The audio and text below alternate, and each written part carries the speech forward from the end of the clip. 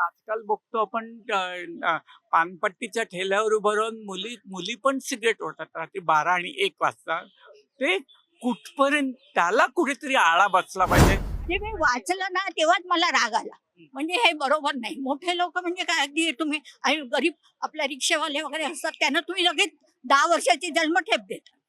हो की नाही? तुमच्याकडे पैसा आहे तुम्ही देता ठीक आहे, पण तरी कुठेतरी तुमचं कंट्रोल पाहिजे की मग आपला मुलगा काय करतो, कसा वागतो, एवढं फ्री राहून चालणार नाही. लाईफ एन्जॉय करा सगळं आहे, पण काय ते तुमची रिस्पॉन्सिबिलिटी आहे ना. लोकांचे जीव म्हणजे काही किड्यामुंगी नव्हेत ना. तुम्ही काहीतरी जबाबदारी घेऊन तुमचं हे वागलं पाहिजे. पुण्यातील प्रसिद्ध बांधकाम व्यावसायिक विशाल अगरवाल यांचा अल्पवयीन मुलगा हा पबमध्ये जातो, दारू पितो, त्यानंतर तो भरधाव वेगाने कार चालवतो. यामध्ये तो 2 जणांना धडक देतो. त्यानंतर पोलीस त्याला अटक सुद्धा करतात. मात्र या सगळ्या अटकेनंतर त्याला पोलीस तुरुंगामध्ये रॉयल्टी सुद्धा देतात असं समोर आलंय. त्यानुसार त्याला बर्गर आणि पिझ्झा हे तुरुंगात खायला दिलं जात असल्याची माहिती समोर येते. मात्र या सगळ्यावरती देशभरातून आता संताप व्यक्त केला जातोय. मात्र ही घटना पुण्यात घडली असली तरी मुंबईकरांचं यावरती मत काय हे आपण या व्हिडिओच्या माध्यमातून जाणून घेऊया. नमस्कार, मी वैभव पाटील, माय महानगरमध्ये आपलं स्वागत. तो लीगल म्हणण्यापेक्षा सोशल जास्त आहे.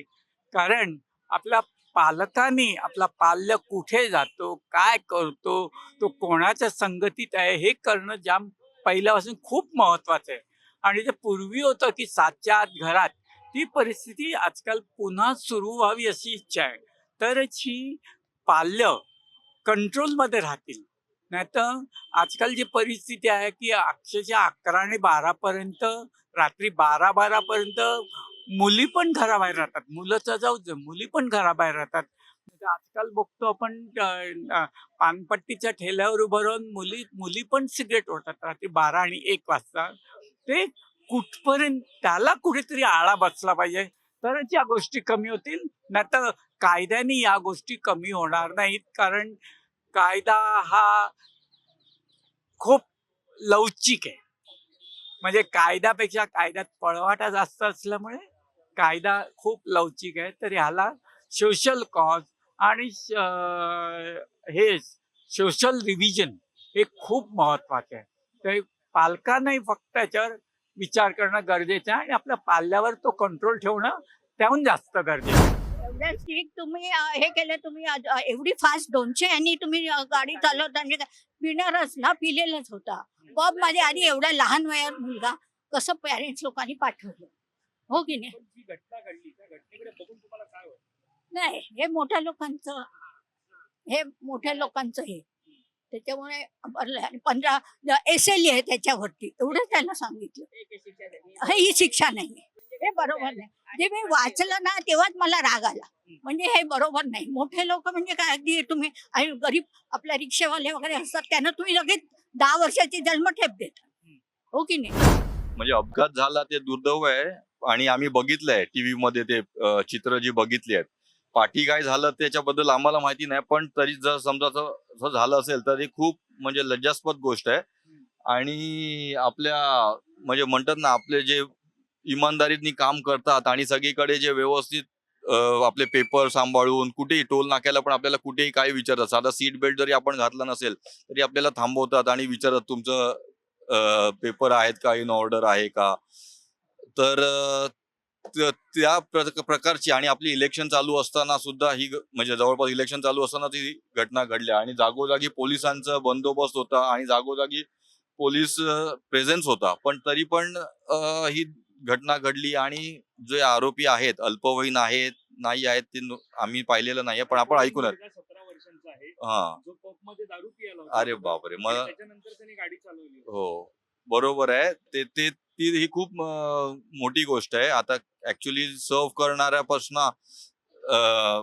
अलाव करणाऱ्यापर्यंत त्यांच्यावर काय म्हणतात कारवाई केली पाहिजे. गुन्हे नोंद करतात ते चालू राहतात, ती साधी गोष्ट आहे आणि ती नेहमीची गोष्ट आहे. पण जे कारवाई होते आणि जे दंड बसतो ते महत्वाचं आहे. या गोष्टी रॉयल्टी मिळते हे तर एकदम चुकीचंच आहे. म्हणजे कुठेतरी लागेबंदी आहेत किंवा मोठे लोक म्हणून त्यांना सपोर्ट मिळतो असंही वाटतं कधीतरी. तो बिल्डर आहे म्हणजे त्याचे कुठेतरी संबंध असतील, त्याचं इन्कम बद्दल पण आलं ना तिकडे. मोठा राजन का कोणाकडे त्याचं कनेक्शन आहे किंवा त्याच्या बरोबर त्याचे संबंध आहेत. म्हणजे घरातलं पण वातावरण त्याचा मुलांवर परिणाम होतो. त्यांना अति फ्रीने देतात, पैशाच्या दृष्टीने सगळं मोकळं देतात. असं तुमच्याकडे पैसा आहे तुम्ही देता ठीक आहे, पण तरी कुठेतरी तुमचं कंट्रोल पाहिजे की मग आपला मुलगा काय करतो, कसा वागतो, एवढं फ्री राहून चालणार नाही. आई वडील पण तसेच आहेत असं मला समजायचं, तेही तसेच आहेत का म्हणून मुलाकडे लक्ष नाही द्यायचं, कसंही वागून नये मुलाने, असंही त्यांचा विचार आहेत आई वडिलांचे, तर ते चुकीचं आहे. चुकीचं आहे. आपण मुलगा आहे, दुसऱ्यांची पण मुलं असतात ना. आपण कसं वागलं पाहिजे आई वडिलांनी लक्ष द्यायला हवं. तुमच्याकडे पैसा आहे म्हणून तुम्ही त्या पैशाच्या जोरावर काही करू शकत नाही. तुम्हाला असं वाटतं आमच्याकडे पैसा म्हणजे आम्ही काही करू, ते चुकीचं आहे. तुम्हाला शिक्षा झालीच पाहिजे, तुम्ही चुकीचं केले. आणि पोलिसांचं सुद्धा थोडंसं असं वाटतं, पहिल्यांदा तुम्ही म्हणता निगेटिव्ह आला, मग त्याला खायला घातल्यामुळे निगेटिव्ह आला असेल ना, त्याचा परिणाम झाला. आता म्हणतात ब्लडचा रिपोर्ट आला नाही अजून, म्हणजे थोडंसं पोलीस लोकांचं तो एवढं बिल्डर आहे म्हटल्यानंतर पोलीस लोक त्यांच्या कॉन्टॅक्टमध्ये असतील पहिल्यापासून, म्हणून अगेन्स्ट ऍक्शन घेत नसतील किंवा एकदम अगेन्स्ट रिपोर्ट देत नसतील, असंही होऊ शकतं ना. पण आता सगळ्यांनी जोर केल्यानंतर ते आपलं हे बदलतात. अजून रॉयल्टी मिळते, SLE याला सांगितलं जातं, 4 दिवस पोलिसांसोबत राहायला सांगितलं. हे असं काही एसएलियाला कशासाठी, म्हणजे त्याचा तो बरोबर आहे, ड्रिंक प्यायलेलं नाही म्हणून एसएलिया, कशासाठी एसएलिया, त्याचा उद्देश काय एसएलियाचा, एसएलियाचा उद्देश काय, इमिजिएट सांगितलं ना त्याला एसएलियाला, म्हणजे तो ड्रिंक घेतलं नसेल किंवा काय त्याच्यासाठी सांगितलं की त्याचे विचार त्याचे मत काय, त्याला गरजच नाही. तो कसा वागतो त्याच्यावर दिसतं, एसे काय लिहिणार तो, हा एसे. आणि इतकं तुम्ही सगळं सीसी फुटेज तुम्हाला दिसलं की तो ह्या पबमध्ये परत दुसऱ्या पबमध्ये गेला, एका पबमध्ये पण नाही दुसऱ्या पबमध्ये जाऊन एवढं सगळं दारू पिऊन तो तसा आला, तर घरच्या लोकांनी पण घरा सांगून गेला होता पबमध्ये जातो, मग घरच्या लोकांनी पण एवढ्या मला गाडी दिली कशी, ते चुकीचं.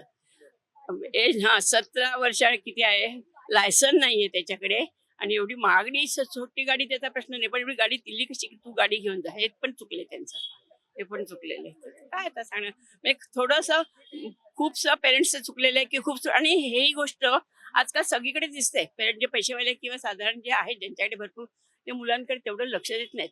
लाईफ एन्जॉय करा सगळं आहे, पण काय ते तुमची रिस्पॉन्सिबिलिटी आहे ना. लोकांचे जीव म्हणजे काही किड्यामुंगी नव्हेत ना, तुम्ही काहीतरी जबाबदारी घेऊन तुमचं हे वागलं पाहिजे.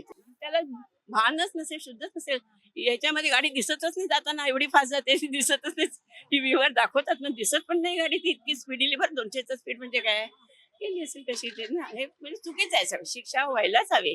इव्हन पेरेंट्सना पण काहीतरी त्याच्यावर मिळालं पाहिजे की इतर पेरेंट्सनी पण ठेवून धडा घेतला पाहिजे. पेरेंट्सना पण काहीतरी शिक्षा म्हणजे त्यांच्या तर रूल्स आपल्याला माहिती नसते, त्यांचे काय कलम असते, ते 304A 304 वगैरे जे म्हणतात, हा त्याच्यातलं असं एक्झॅक्ट काय असेल व्हायलाच पाहिजे. लहान वय असलं तरी असं नाही म्हणणं सोडून द्यायचं, हे चुकीचं आहे. तर हे खरं खूप चुकीचं आहे.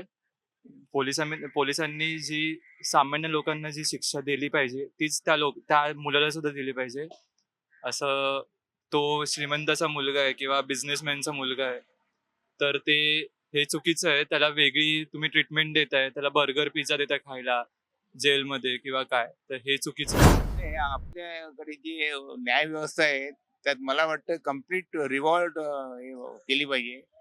हे अगदी खराब खालच्या लेवलची न्याय व्यवस्था आहे सगळीकडे. आता ती दिल्लीची केस आहे बघा, कुठली त्याच्यात तो पण एक अल्पवयीन माणूस होता, त्याला फक्त 2 वर्षाची शिक्षा झाली आणि सोडला, बाकीचे फाशी गेले, पण त्याला फक्त 2 वर्षाची शिक्षा झाली. आणि तो जास्त अगदी मोस्ट क्रिमिनल केस त्यांनी क्रिमिनल हँडल केली ती, त्याला 2 वर्षाची शिक्षा होती, ह्याला काही शिक्षा होणार नाही, 2 दिवसाची पण शिक्षा होणार नाही, कारण हा श्रीमंत मुलगा आहे. तर पुण्यातील घटनेवर आपण मुंबईकरांची मतं जाणून घेतली. मुंबईकरांनी सुद्धा या घटनेवरती संताप व्यक्त करत एकाला न्याय वेगळा आणि दुसऱ्याला न्याय वेगळा असा सवाल उपस्थित करत पोलिसांच्या कारवाईवरती सुद्धा मुंबईकरांनी संताप व्यक्त केलाय. मात्र तुम्हाला या घटनेसंदर्भात काय वाटतं हे आम्हाला कमेंट करून नक्की कळवा. आणि अशाच प्रकारच्या व्हिडिओ पाहण्यासाठी तुम्ही मायमहानगर.com लॉग इन करा. आमचं Facebook page, Instagram page, Twitter page like करा. माय महानगर लाईव्ह या युट्यूब चॅनलला सबस्क्राईब करा.